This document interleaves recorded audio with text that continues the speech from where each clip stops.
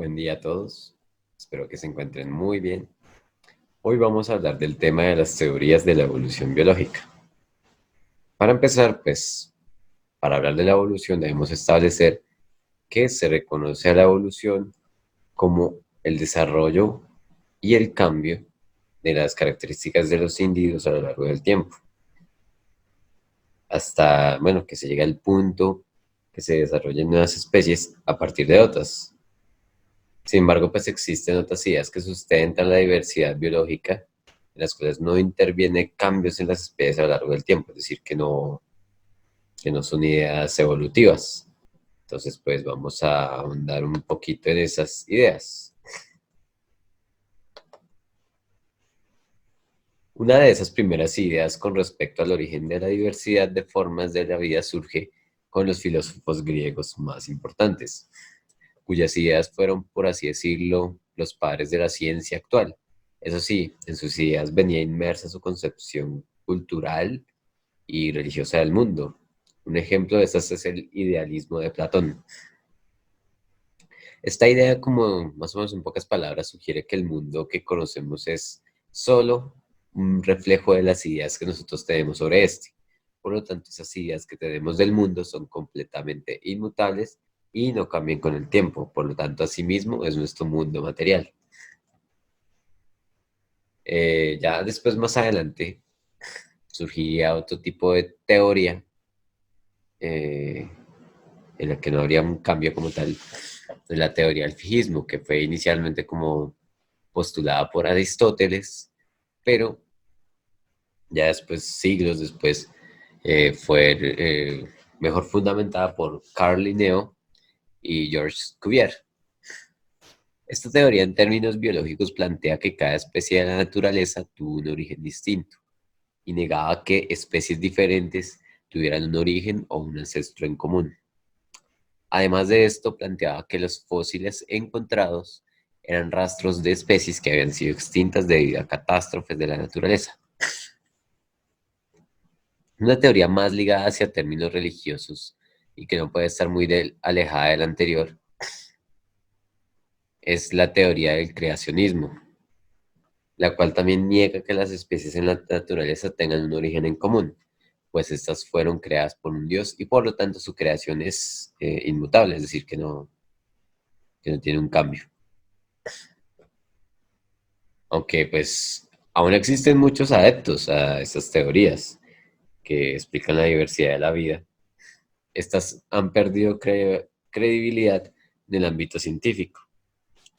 Y esto es porque con el tiempo se aparecieron naturalistas y científicos que lograrían hallar evidencias de lo que sería la teoría de la evolución. Algunos de los pensadores iniciales importantes fueron James Hutton, Charles Lyell y Jean-Baptiste Lamarck. Esas primeras teorías planteaban que los individuos sí cambiaban con el tiempo, y los cambios eran con respecto al ambiente externo de cada individuo. Muchos fenómenos climáticos pudieron influir en esta situación. Tras la teoría ser muy aceptada de la evolución, ahora la discusión se basa en cuál era el mecanismo que propulsaba el cambio, ya no si la teoría era cierta o falsa. El primero en postularlo fue Lamarck, como ya les mencioné, al decir que los organismos se adaptaban al ambiente circundante para sobrevivir y eso permitía que estos cambiaran al pasar las generaciones. Charles Darwin había hecho muchos viajes por el mundo a inicios del siglo, más o menos del siglo XVIII, analizando los patrones poblacionales y en general la biología de muchos organismos. Y tras estos viajes sacó varias conclusiones.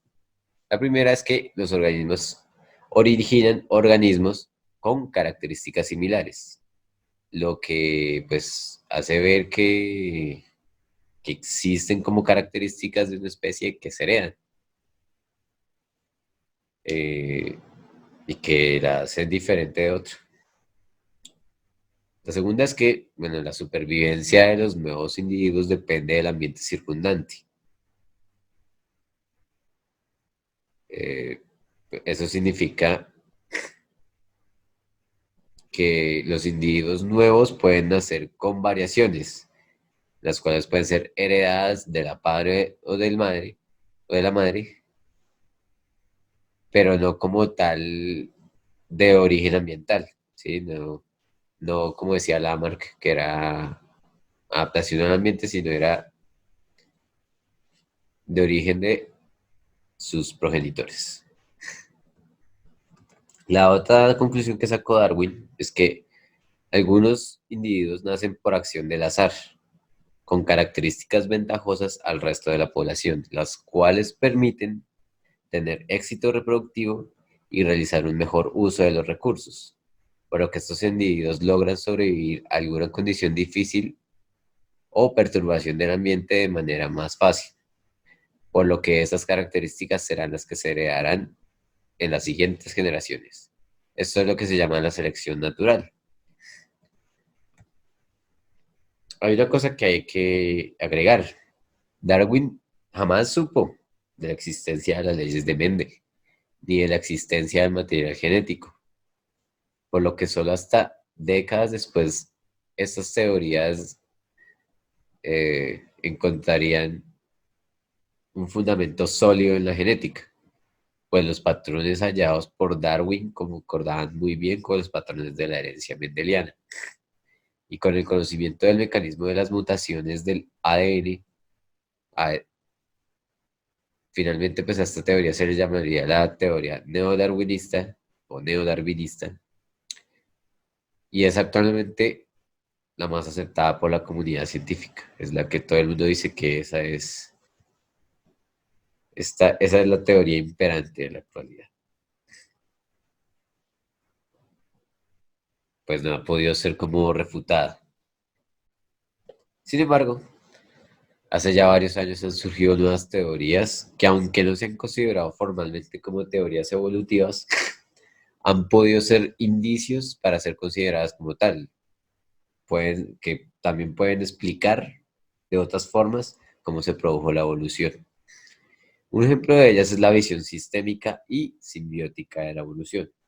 Esta fue planteada por Lynn Margulis, la cual dice que la selección natural no es impulsada por la competencia, sino que pues, se plantea como una tendencia de la vida y de las biomoléculas a encontrar novedad, a crear características mejores y nuevas.